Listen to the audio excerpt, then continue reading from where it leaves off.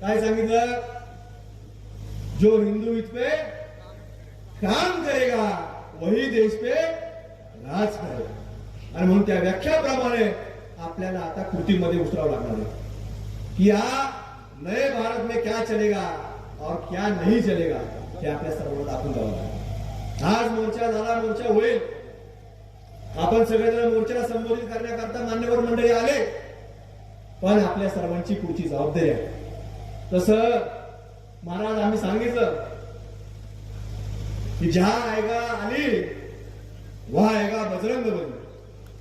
तसं आज अक्षय दादाने देखील सांगितलं, जहां आएगा क्या आएगा, हाँ?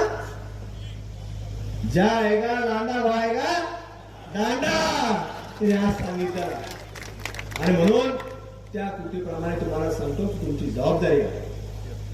तुमच्या जबाबदारीप्रमाणे आता आपल्या प्रत्येकाला काम करावं लागणार आहे. आणि ते आता फक्त आपल्या पुरतं मर्यादित राहिलेलं नाही. आज आपल्याकडे या देशामध्ये ते अनेक लोक आता येत आहेत.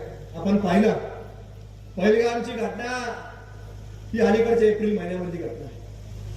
त्या घटनेमधून आपण बोध घेतला पाहिजे की जिथं कुठल्या धर्माचा विचारून आपल्याला गोळ्या घातल्या गेल्या, आपल्या बांधवांना गोळ्या घातल्या.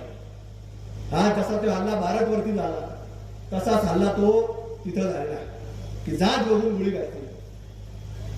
काही लोकांना महाराज कपडे काढून बघून गोळ्या घातल्या. म्हणजे आपल्या भारतामध्ये जर आपल्यावर ही परिस्थिती असेल तर हे पाथर्डीपर्यंत यायला वेळ लागणार नाही. आणि ते आलेले देखील आहेत. हे रोहिंगे, हे पाथर्डी काय अगदी ज्या गावात एकच घर असेल हे तिथपर्यंत पोहोचलेलं आहे. हे आपल्याला वाटायला विचारलं कोण आहे? कालू का लड़का है? किधर है कालू? बांग्लादेश में. किधर है कालू? पाकिस्तान में. त्याचं इथं काय करते, कशा करतात? आपल्यातले काय असतात, आपल्या काही लोकांना किडा आहे. कशाचा किडा आहे? भाईचारा. की नवीनच ऐकतो भाईचारा. आणि ते भाईचाऱ्यावाले सांगतात आपल्यासारखे लोक जेव्हा महाराष्ट्राला जातात प्रगत साहेब तर आपल्याला सांगते ते कुटुंब चांगलं, त्याचा त्रास नाही. आता काय त्रास आहे वाढ बघायची काय? म्हणजे त्या आपल्या घरातली एखादी पोरगी नेल्यावर आपण मग त्याचा विचार करणार आहे. असाच मोर्चा घेणार, आम्ही सगळे येणार, मार्गदर्शन करणार, आणि मग तुम्ही म्हणायचं नाही आता त्याच्याशी कोणी बोलत नाही. अरे आधीच तुम्हाला सांगतोय जागृत व्हायची आवश्यक. आपल्या अनेक महाराष्ट्रातल्या आणि देशातल्या मंदिरांवरती त्या लोकांचे दावे चालू आहेत. अहो मंदिर सोडावं, जे सरकारी कार्यालय आहेत. आमचं अहिल्यानगरचं जुनी महानगरपालिका, अहिल्यानगर शहराचं मुख्य पोलीस स्टेशन, अहिल्यानगरचं जुनं जिल्हाधिकारी कार्यालय, ते प्रमुख अजून तर बरेच. पण ह्या प्रमुख 3 ठिकाणी सुद्धा तुम्हाला सांगतो त्यांनी दावे दाखल केले की आमच्या अमक्या इंटरेस्टच्या त्या जागा. अरे तुम्हीच जन्माला नव्हते, तुमचे ट्रस्ट कडून जन्माला आले. हा भारत, हे महाराष्ट्र हा छत्रपती शिवाजी महाराजांचा आहे, अहिल्यादेवींचा आहे. आणि कुठेतरी हे सगळी वंशवाळ असताना हे येतात कुठे. आज जे ते लोक तुम्हाला सांगतो झालेत, यांची जर वंशवाळ काढली तर आपल्यातच कोणातरी बहुजनांमध्ये निघत. कारण की हे सगळे भीतीने कन्वर्ट झालेले लोक आहेत त्यावेळेला.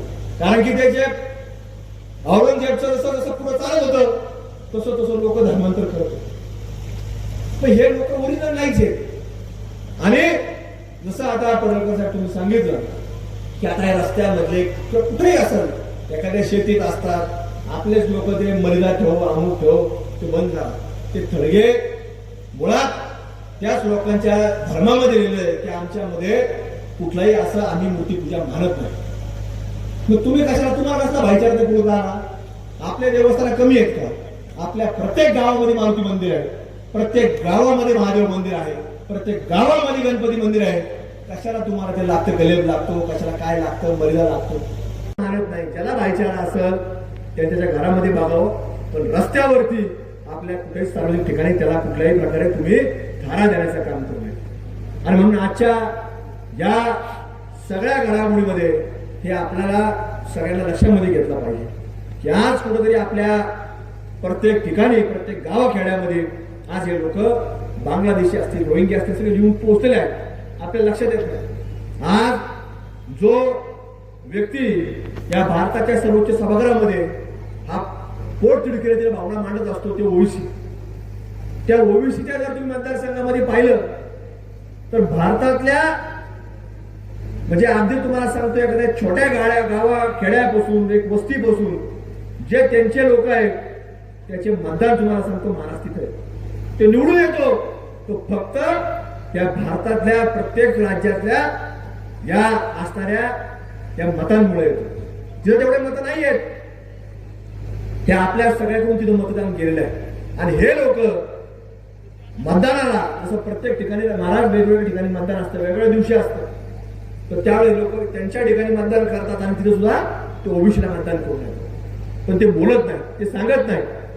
आपला खेळा वळवळ करतो, ते सोशल मीडियावर टाक, अमुक टाक आणि आपल्याच लोकांना पाडते. जे धर्माचं काम करते त्यालाच घरी बसवते.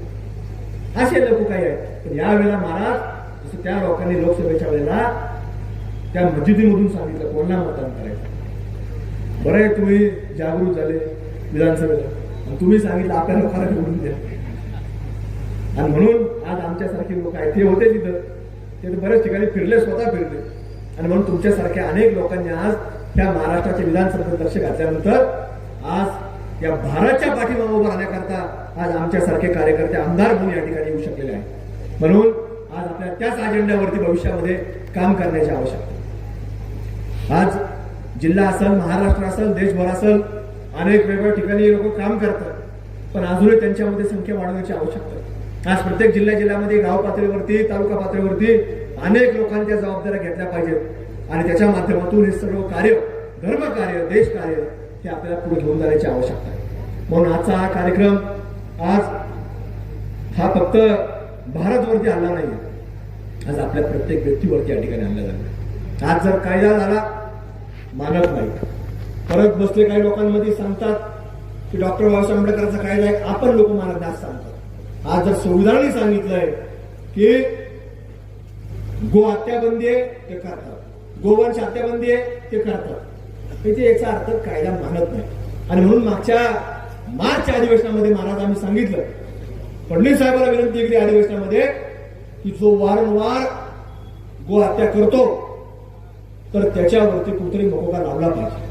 आणि तशा प्रकारे जसं मी बोललो तसं फडणवीस साहेबांनी ताबडतोब त्याच्यावरती वक्तव्य केले की हा कायदा याच्यावरती पारित केला जाईल आणि तशा प्रकारे सूचना देखील दिल्या आहेत. पण आता त्याच्यापुढे थांबून चालणार नाही. आता जसं तुम्ही उल्लेख केला की आता ज्या पोलीस स्टेशनच्या हद्दीमध्ये ती घटना घडल तर त्याच्याकरता त्याला देखील जबाबदार धरावं लागेल.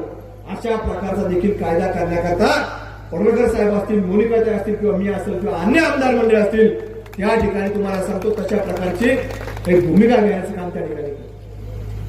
आता साहेब चांगले, पण साहेबाच्या खाली काही लोक असतील भाईचारेवाले, त्यांना वाटतं थोडं जरा बॅलन्स ठेवा.